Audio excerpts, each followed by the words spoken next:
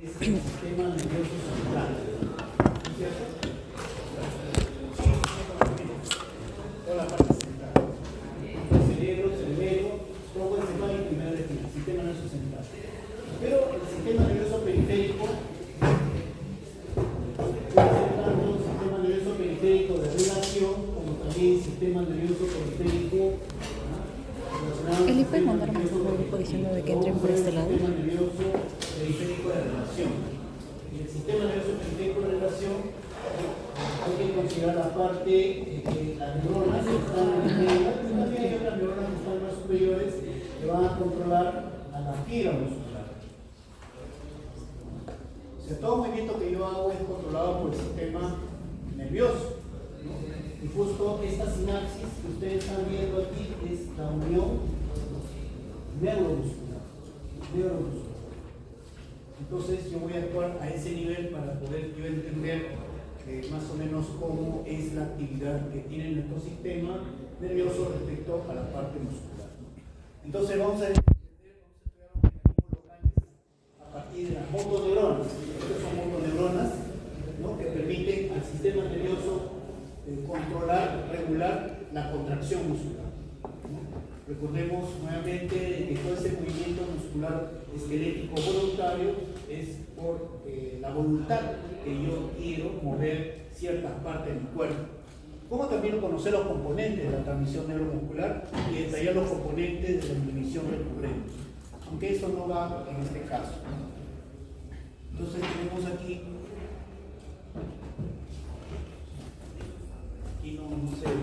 no se ve el GIF.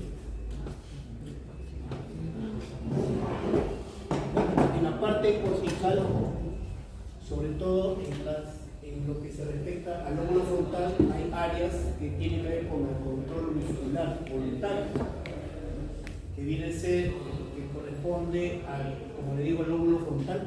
Aquí van a ver una serie de neuronas, ¿no?, cuyos axones van a descender tanto por el tronco encefálico, ¿no?, que es aquí el mesencéfalo, la protuberancia, y a nivel del bulbo raquídeo próximamente se produce la decusación de esos axones hacia el otro lado, y de ahí se conectan con estas neuronas que son las motoneuronas alfa, cuyos axones van a controlar la fibra muscular. Entonces aquí hay una decusación. Es por eso que toda la parte, la mitad izquierda de tu cuerpo lo controla el hemisferio derecho, y toda la mitad derecha lo controla el hemisferio izquierdo. Por eso cuando alguien tiene un infarto al cerebro en el lado derecho, le va a afectar todo el lado izquierdo del cuerpo, y así viceversa. Entonces lo que vamos a estudiar va a ser la relación que tiene esta motoneurona, ¿no?, respecto a su inervación a nivel de la fibra muscular.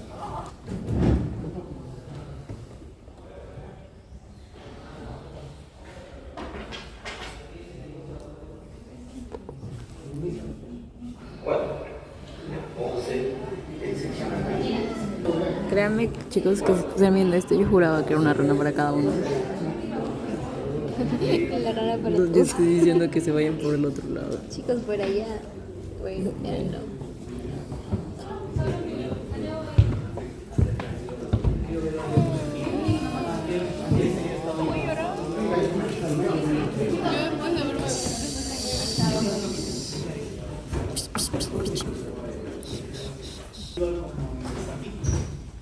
Así que esta última práctica que se desarrolló ha sido en el 2018.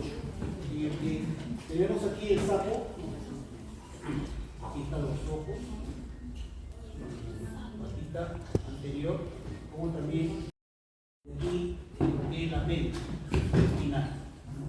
Entonces lo que queremos nosotros convertir es un sapo espinal. Entonces lo que tenemos que hacer es, con un estilete, dividir esto, tanto la médula como el tronco encefálico. Entonces esto va a permitir que cualquier maniobra que yo haga acá, disección, etcétera, todavía un sapo vivo no sienta dolor, porque hemos cortado justamente la comunicación con la parte del tronco y el sistema nervioso, o sea, el cerebro, básicamente, ¿no? Ya, por eso es que vamos a ver esto, que viene a ser el sapo espinal. Entonces, el cráneo del animal se tiene que coger la cabeza cabeza, miren, con el dedo índice pulgar se coge la cabeza, unas glándulas aquí. Luego, no cogían, esa glándula que eliminaba una serie de sustancias que va a caer en el ojo, en la boca. Entonces está el estilete.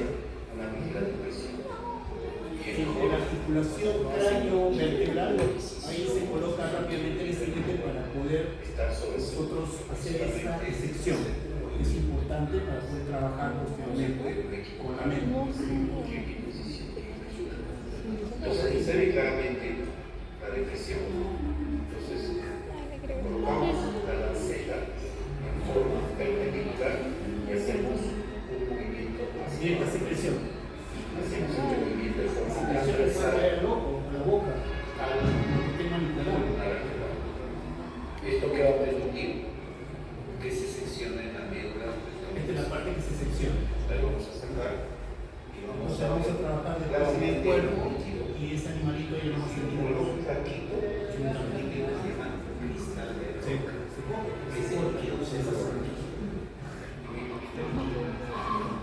La secreción, ese es el veneno que si yo no apretaba estas glándulas, esto podría ir a Lo que ven es el líquido cefalorraquídeo.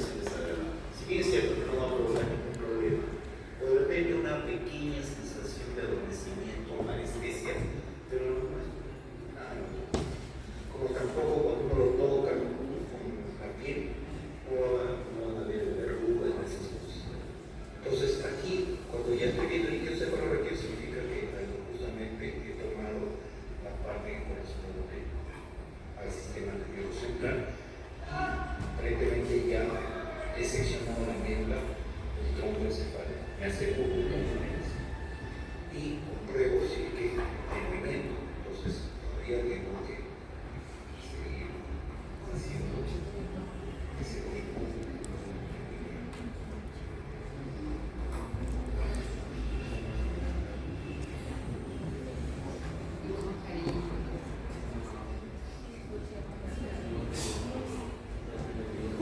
Aquí el señor Cabeza es experto, así de decir. Hace 7 años que lo sé.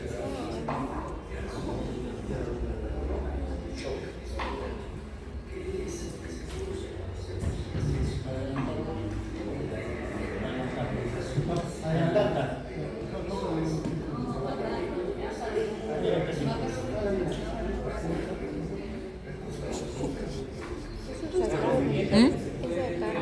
Sí. Supuestamente ya seccionado es por sangre, por reflejo. Es como que te dan como una pequeña para que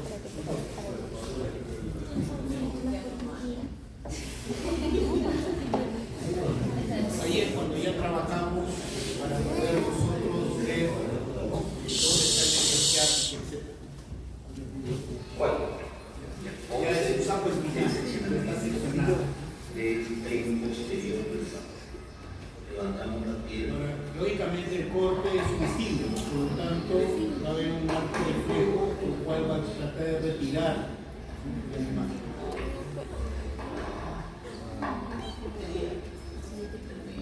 Te informe él. Pobrecito. Y ahí ven ustedes 3 masas musculares, ¿no? La que está cerca de ustedes, mitad y el anterior. Lo que queremos aislar allí con esa disección es el nervio ciático.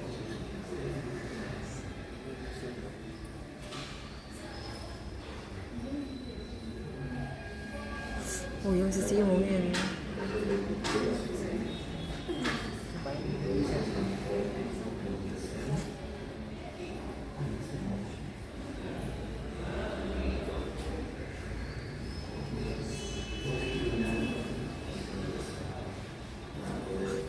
Profesor.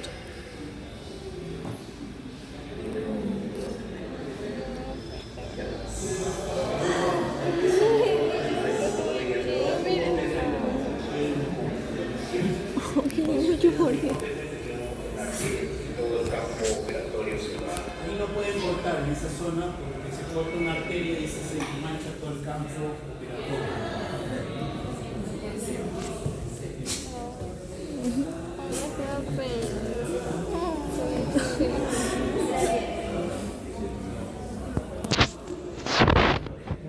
Se puso a llorar. Ay, no, es que es como que no sé. Hay que cuidarte.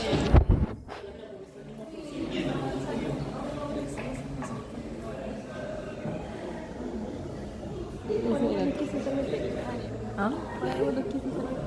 Literal. Viste chiquito.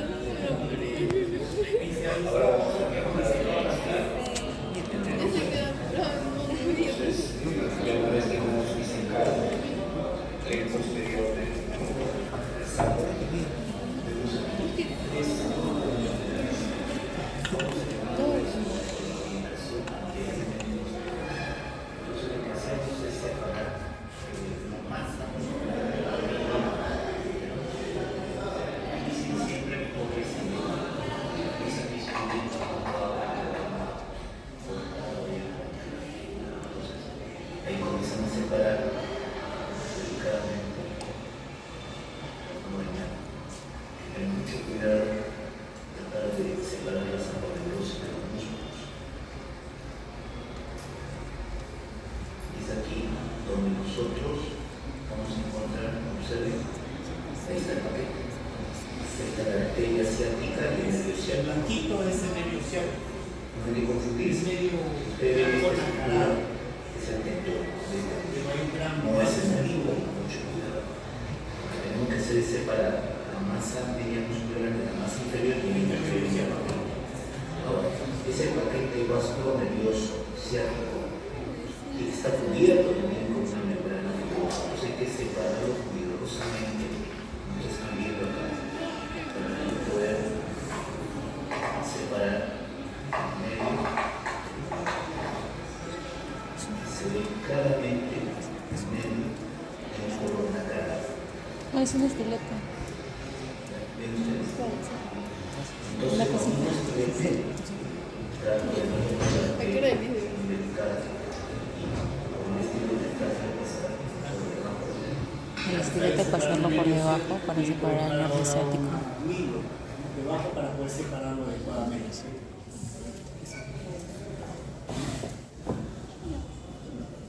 Vamos a ir hasta aislamiento del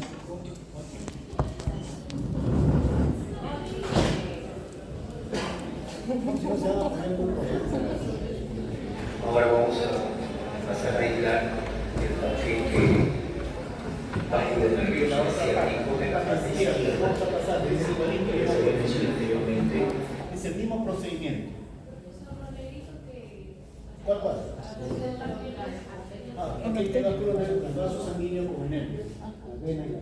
La cosa es aislar el propiamente dicho, el vaso. Hay que separarlo adecuadamente. Si usted rasga, el vaso sanguíneo se inunda todo el campo de sangre, que ya no vamos a poder ver. Entonces, ese nervio ciático lo que va a hacer es inervar los músculos del gastrocnemio. Entonces, ¿qué sucede si yo le coloco o le estimulo con este aparato? Dice, arterrucos. Ahí, por ejemplo, va a transformar la corriente alterna 220 en milivoltios, ¿no? Es como un transformador.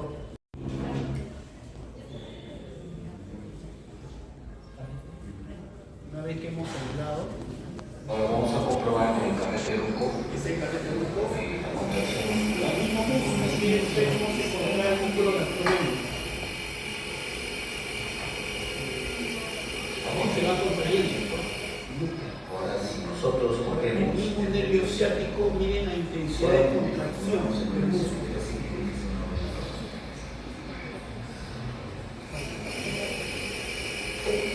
Observen, violento ustedes, violento. Igual sucede con la otra parte.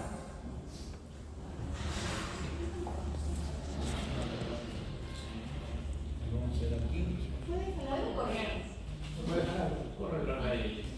No.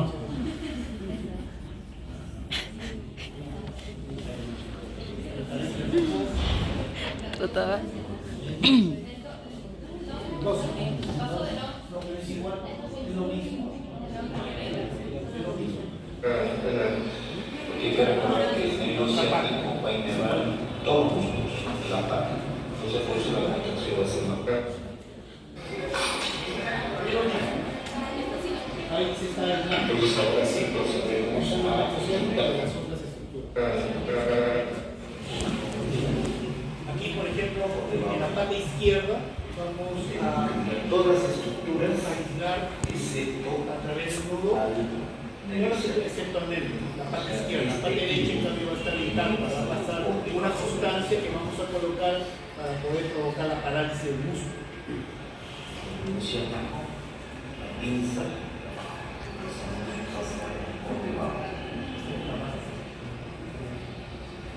O sea, ahí anudamos todas las estructuras excepto el nervio ciático. El hilo está pasando El nervio ciático está por encima de todo excepto el el nervio nudo que vamos a pasar, que vamos a anudar. como si uno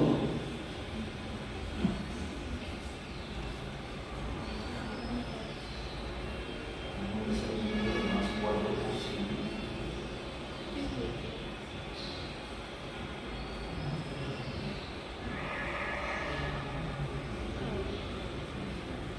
Ahí estamos armando músculo, vasos sanguíneos, todo excepto el nervio ciático que está pasando por encima.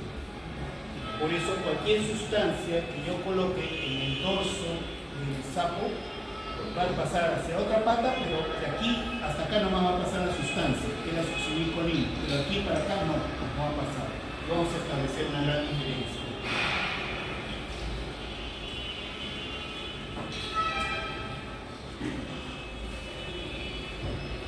¿Cómo lo hace?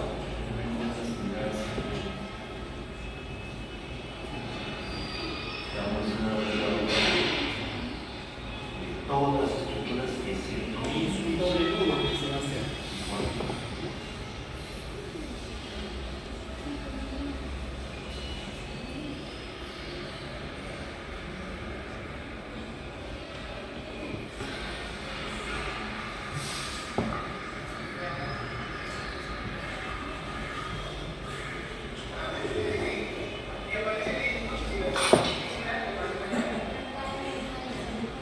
Entonces, ahora sí procedemos a inyectar con el distensivo. La D. No es la D. La D. Entonces, ahora sí lo mantengo. Y eso se inyecta en el saco linfático posterior, en esta zona se va a inyectar. En esta zona. La succinilcolina lo que hace es bloquear el receptor Succinilcolina. que es el receptor del músculo.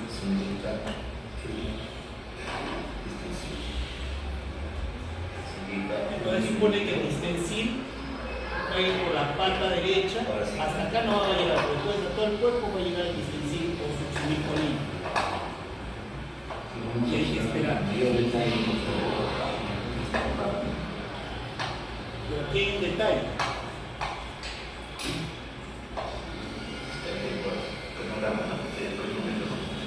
Sobre todo observen aquí, donde está actuando el distensil, va a producirse una fasciculación. ¿Cómo ves que si se produce algún tipo de fasciculaciones? Unos movimientos bien lentos, no lentos sino rápidos, a nivel de las fibras musculares. Aquí, por ejemplo, se está notando. Ahí está, miren las fasciculaciones. Tiene una pequeña fasciculación que ya desapareció. Por aquí también. Aquí no, porque aquí, en el punto donde está la estructura, no hay esa fasciculación por el cuerpo. Las fasciculaciones sí son muy importantes, porque eso está indicando de que el distensil está Sí, se ve. Yo soy la circulación. Está debido a la entrada del sodio a través del receptor. Ese se abierto, se contiene encontrando sodio hasta un tiempo determinado, y eso es lo que va a determinar la presencia de fasciculaciones. Que solamente se ha visto Por acá, pero ya no hay fasciculación. Esas son las fasciculaciones. Como digo, que el nivel de entrada es sodio. ¿Se puede ver? Este es un bloqueante de placa, pero también el curare también es otro tipo de bloqueante de placa. La diferencia es que el curare deja cerrado el citonico químico y por lo tanto no ingresa sodio y por lo tanto no se van a producir las fasciculaciones. En cambio, el distensil, como deja abierto el citonico químico, entra sodio, se va a producir. Y sí, en algunos casos sí se van a producir fasciculaciones, en otros no. Lo que he observado aquí son muy pocas fasciculaciones. Ahorita no estamos fasciculando mucho. Y como parecemos que sí, hay fasciculaciones. Movimientos espontáneos, como si hubieran lombrices debajo de la piel. No sé lo que nos sucede. Nos observa. Ahora vamos a tratar de estimular. El distensil es un despolarizante de placa, es un bloqueador de la placa neuromuscular. Por lo tanto, deberíamos suponer de que de la ligadura hacia abajo no hay ingreso de distensil, por lo tanto se debe contraer el músculo. Pero de la ligadura a todo el cuerpo debe de actuar el distensil, por lo tanto no debe de haber contracción. Vamos a ver, sobre todo haciendo lo comparativo.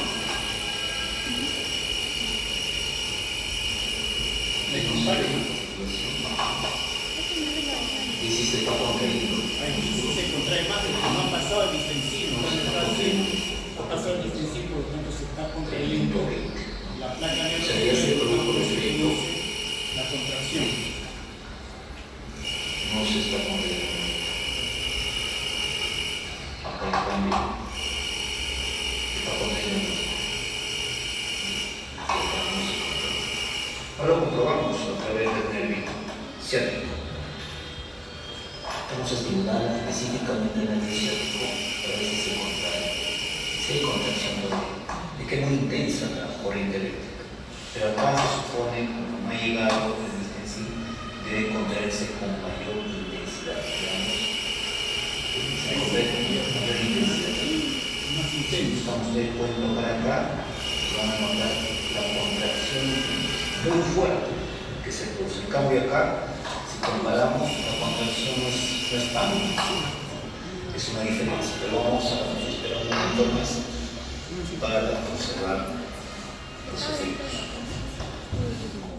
Bueno, eso con el tiempo se va a producir la parálisis, ¿no? El distensil en todo el cuerpo y la pata derecha, excepto la musculatura y la pata izquierda, que como no ha llegado distensil, ahí sí sigue contrayéndose.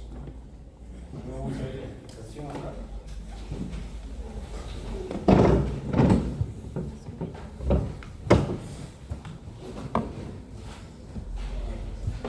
Bueno, lo importante es de que nosotros estamos yendo de la foto de zona hacia la fibra muscular. En esta zona, de aquí hay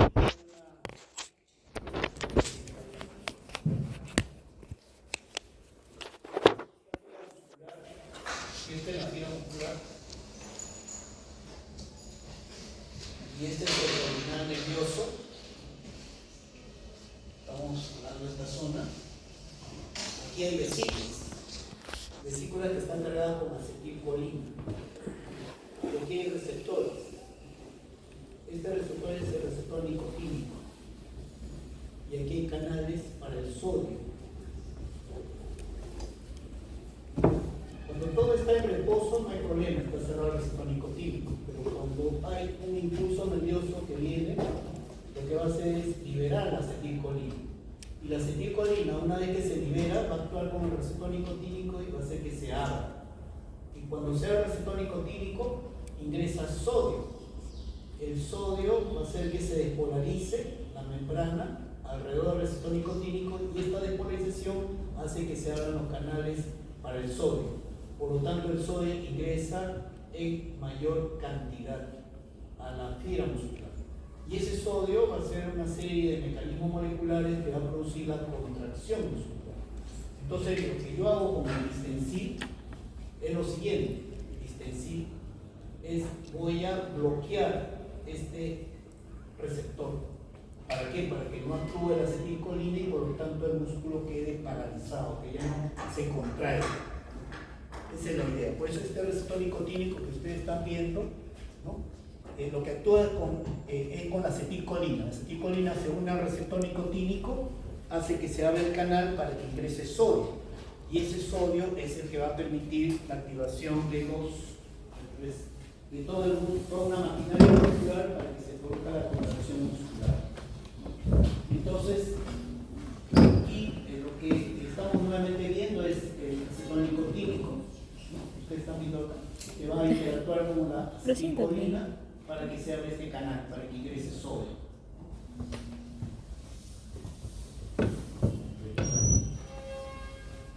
Bueno, estas son las motoneuronas. Estas son las motoneuronas que están en la médula y que va a permitir la contracción.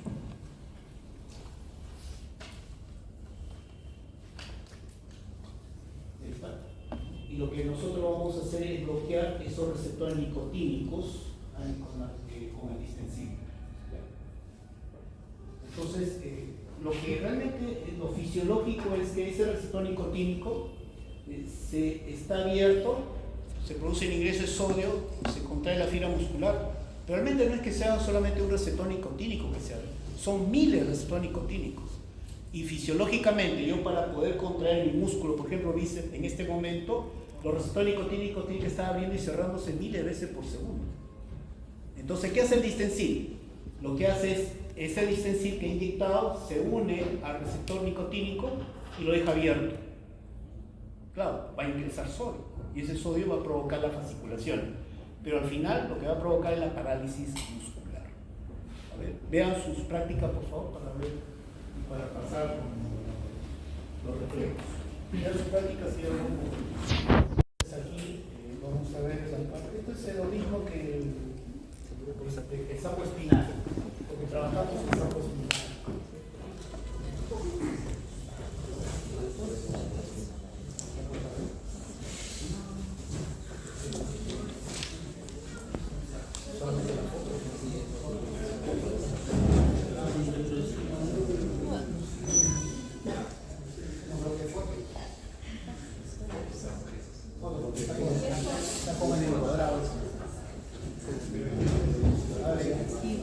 No aparece así de la práctica de ese sapo espinal, a diferencia de lo que es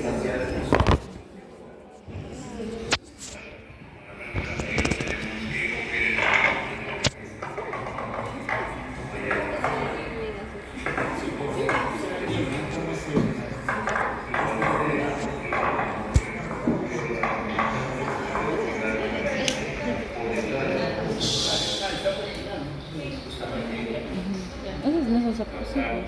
¿Qué? Es lo mismo. No es diferente, pues. Porque no me molesta. una taza espinal. Recuerden que los movimientos son básicamente por el estímulo a nivel de los pies.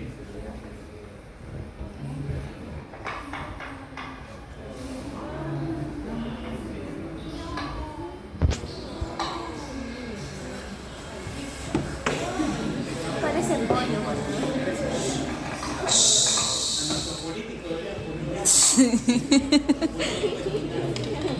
Me lo verán cada oportunidad que puede. Nunca los políticos. Está vivo, pero yo no siento.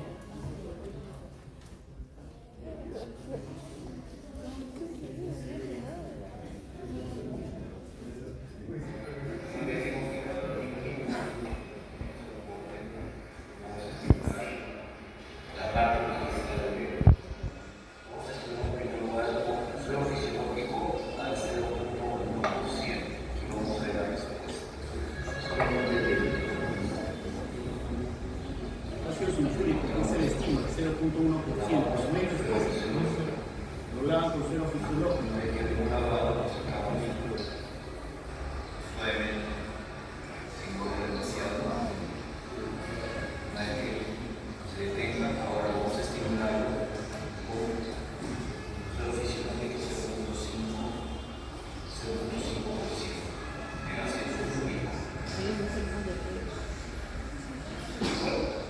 Primero, 0.3 no es después. Y un saco espinal.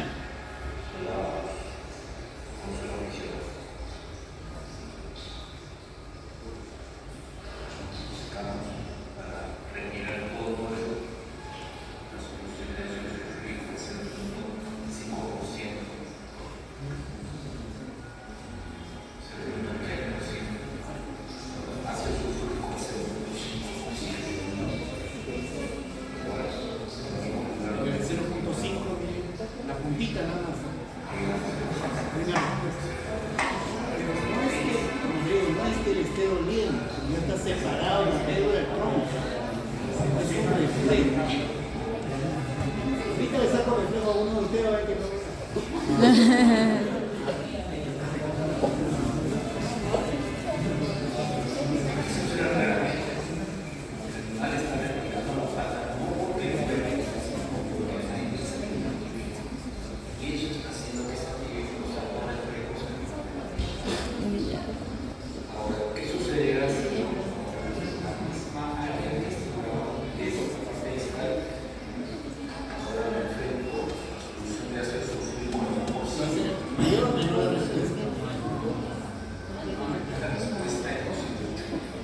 Hace como que se quiere sacar algo, ¿no?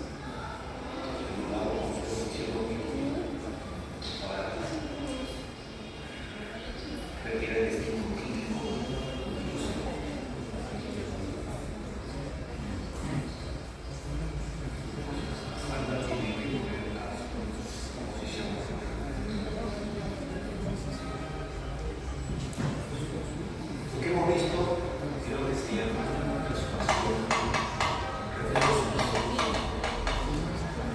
Reflejo de sumación temporales.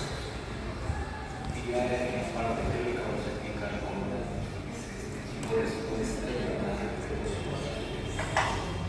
Ahora vamos a Ahora es reflejo de sumación espacial. y vamos a estimularlo, pero solamente con una concentración. Vamos a emplear una concentración de 0.1. Ácido sulfúrico, 0.1%, ¿reaccionado o no reaccionado?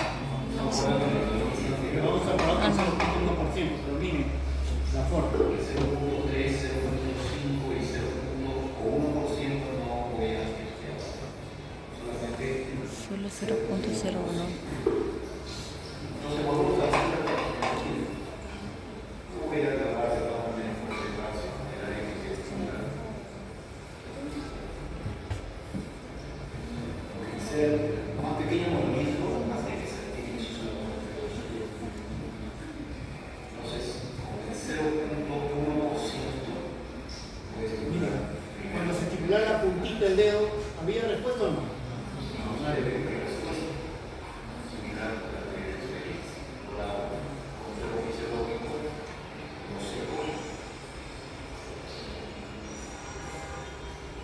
Ahora, la misma concentración de ácido sulfúrico, pero con mayor superficie de estímulo. Mayor superficie de estímulo. Miren, 0.1%. Ahí no tiene respuesta. Con 0.1%. Y eso porque hemos ampliado la superficie de acción del estímulo.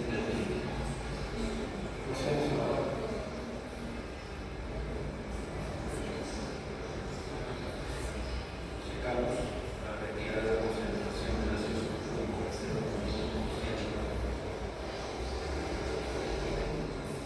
Ahora ampliamos.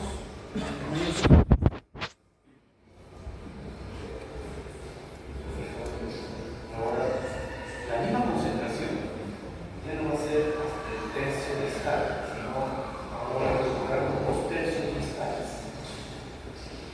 Los 2 tercios de escalas. O sea, tiene que ser La misma concentración a 0.1%. Observa. es mayor la respuesta.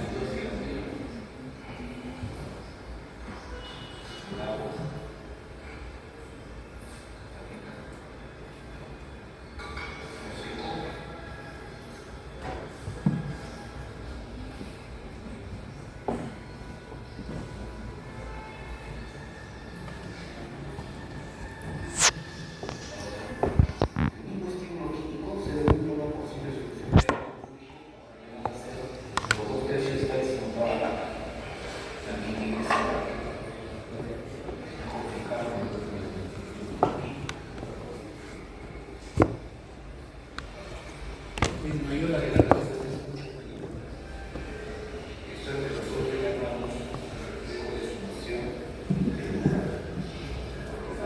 Espacial.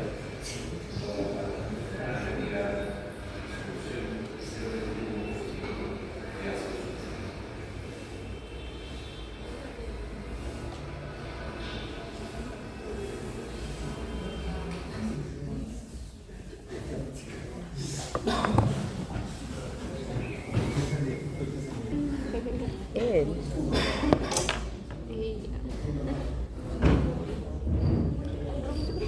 Ya. Sí. Nosotros teníamos un saco espinal, ¿cierto?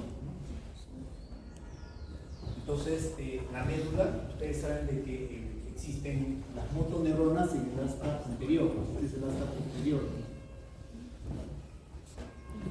Entonces aquí, por ejemplo, tenemos los diferentes tipos de concentraciones y lo único que vamos a estimular es la puntita de la pata. Considerando, ¿no?, que la puntita de la pata solamente sea una neurona sensorial aferente, ¿no? Como ustedes ven, aquí es el estímulo, ¿no?, y lo que va a dar lugar es que el impulso nervioso se va a hacer, digamos, aferente, hace sinapsis con la motoneurona alfa para que se contraiga la pata. ¿Ya? Ese es el alargo reflejo, mejor dicho. Entonces, cuando estimulamos con 0.1%, ¿no?, se puede mencionar que es como si solamente un impulso nervioso se generó, se liberó neurotransmisores, pero esta motoneurona no le hizo caso, porque no fue la suficiente cantidad de neurotransmisor para que descargue esa motoneurona. Por lo tanto, ante la puntita con 0.1%, ¿había o no había respuesta? No había respuesta, ¿no? Efectivamente.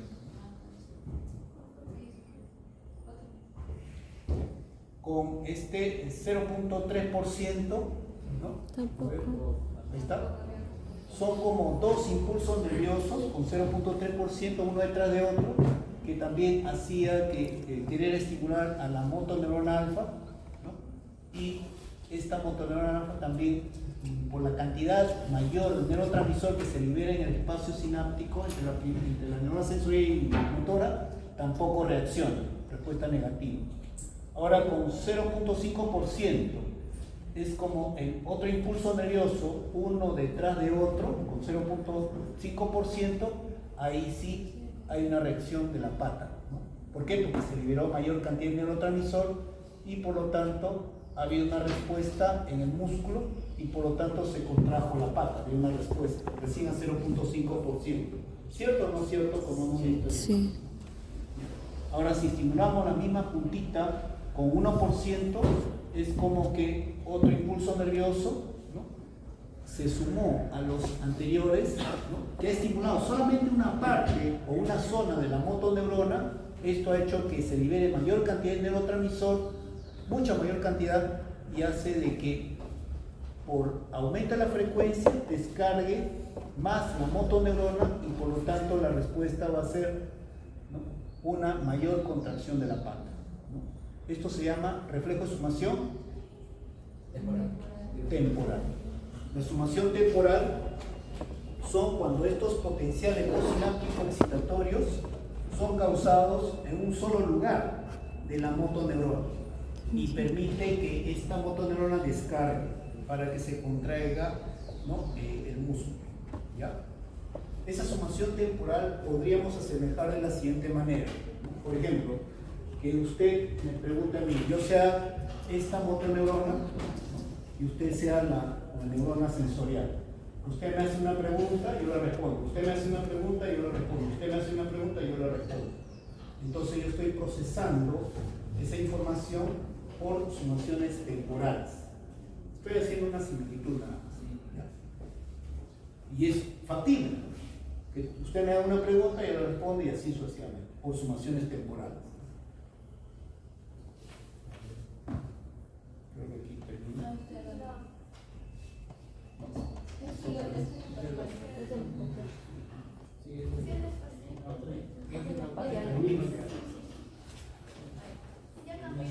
Ya casi.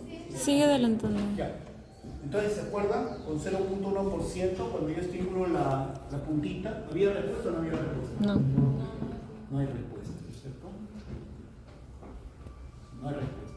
Pero ¿qué sucede si yo, a ver, ahí está, amplío ahora la base, la superficie del estímulo con la misma concentración? Es como si dos neuronas se estimularan, dos neuronas sensoriales. Y esas dos neuronas sensoriales van a descargar diferentes partes de la motoneurona. O sea, uno costado de la otra. ¿No? ¿Hay respuesta o no? Pero sí hay una respuesta, ¿no es cierto? Una poca respuesta.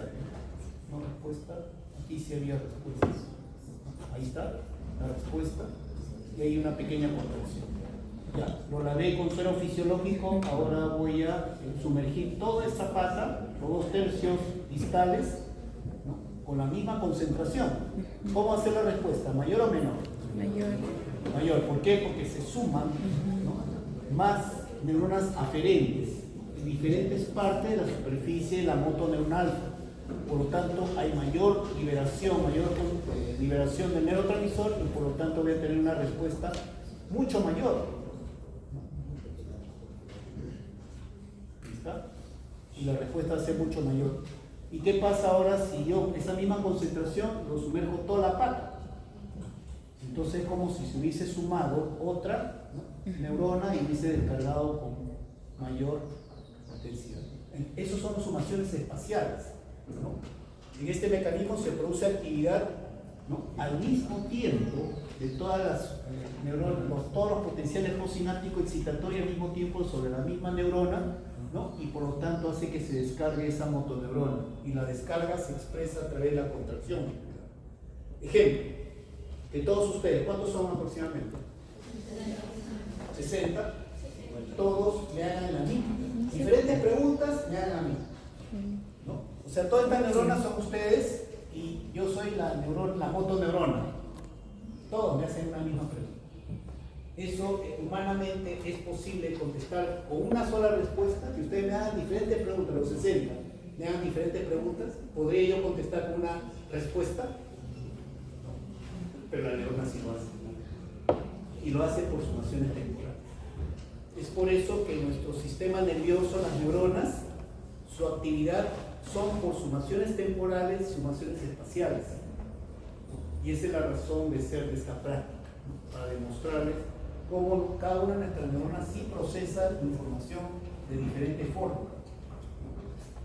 Pero nosotros, como le digo, con este ejemplo de que todos me hagan una pregunta diferentes, a mí yo la responda con una sola respuesta, eso sí es humanamente imposible, ¿no? Pero sí la neurona a ese nivel sí puede responder, ya sea a un solo terminal o a diferentes terminales que le llega a esa neurona, ¿no? Eso es, por favor lean su práctica de resumación temporal y espacial. ¿Ninguna pregunta para poder llenar?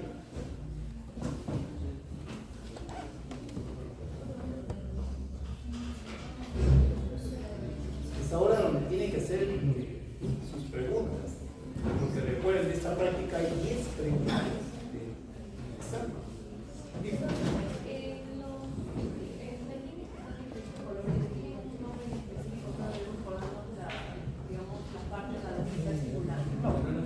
Básicamente estoy representando. Realmente pues la puntita del dedo no solamente es una neurona sensorial, son miles. Aquí también estoy representando como una segunda neurona, pero realmente son millones, ¿no? Y así, ¿no? Es una representación nada más gráfica, en la medida que yo aumento la superficie de estímulo, estoy sumando, ¿no? El estímulo de muchas neuronas aferentes, ¿no? Y todas esas neuronas aferentes van a descargar en diferentes partes la motoneuronal alfa.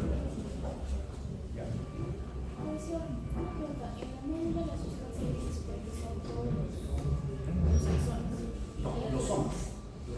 Sí, los somas. Por ejemplo, acá tenemos la médula, tenemos sustancia, perdón, el asta dorsal, donde hay neuronas que son sensoriales o sensitivas.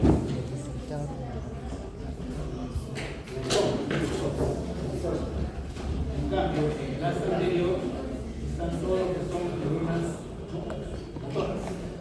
Y por eso es de sustancia gris. Todo es de sustancia gris y es de sustancia blanca, donde predomina más los axones.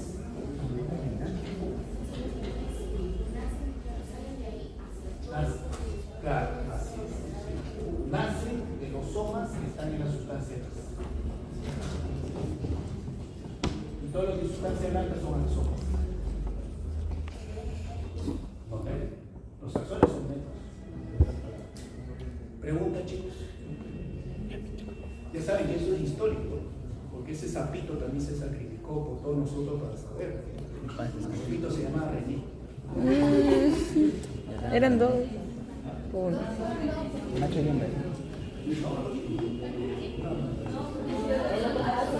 es que el primero se hizo reconstrucción.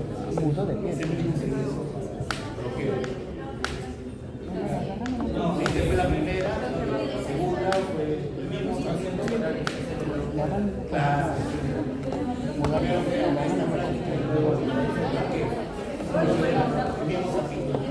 Así que cliquemos para René.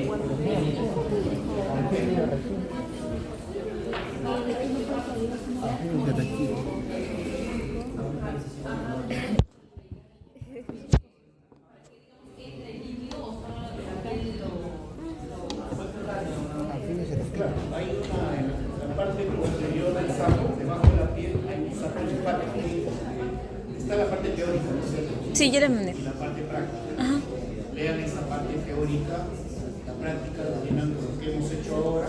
Y si hay alguna duda, hacen la pregunta de la clase teórica. Vamos a ver si ya, porque a veces cuando uno se concentra no sabe los reflejos. Este es el reflejo patelar. ¿Qué me indica? Cuando yo hago esta maniobra, lo que hago es estirar el músculo cuádriceps. Al estirar el músculo cuádriceps, yo lo que hago es estirar el uso neuromuscular, que es una fibra muscular embrionaria pequeña que cuando se estira manda su señal, ¿no?, por todo el nervio aferente y se integra a nivel del segmento neural lumbar 4. Y de ahí se conecta con la motoneurona alfa y la respuesta va a ser que esa motoneurona se conecta o hace sinapsis con el músculo cuádriceps. Por eso es que si yo encuentro el reflejo patelar, indica la integridad del segmento medular lumbar 4. Y no solamente tengo que evaluar acá, sino también tengo que evaluar en el otro lado para ver la simetría. Igualito. Ahora, yo puedo evaluar también otro reflejo. Por ejemplo, el reflejo braquial. Yo palpo aquí el tendón del músculo braquial o músculo bíceps, ¿no? Vamos a ver si hay. Ahí está. ¿Se notó? ¿Ven? Aquí, por ejemplo, está integrándose el segmento cervical 5, ¿no? Acá en esta zona que está el tendón del músculo bíceps, no se va a ver, pero también aquí se puede producir una contracción. O sea, hay diferentes reflejos, como más de 100 reflejos. Y esto me va a evaluar cada segmento de la médula y el tronco encefálico. Hay un reflejo que es justamente el mesencéfalo. Y este reflejo del mesencéfalo se puede evaluar a través del reflejo fotomotor, ¿no? Y el reflejo fotomotor se puede ver a través del reflejo pupilar, ¿no? Alguien que... Sí, ahí hay que apagar la luz. A ver si lo pueden ver. La pantalla, la pantalla. Esa pantalla. Vamos a ver.